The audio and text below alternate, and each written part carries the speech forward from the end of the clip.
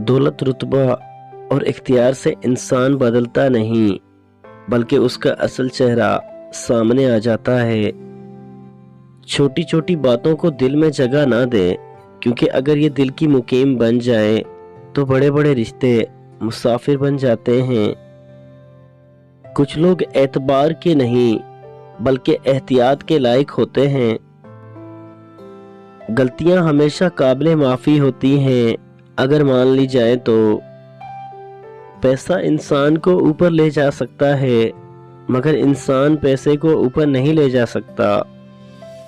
शुक्रगुजारी का अच्छा अंदाज ये है कि जो तुम्हारे साथ अच्छा सलूक करे उसके साथ तुम बहुत अच्छा सलूक करो।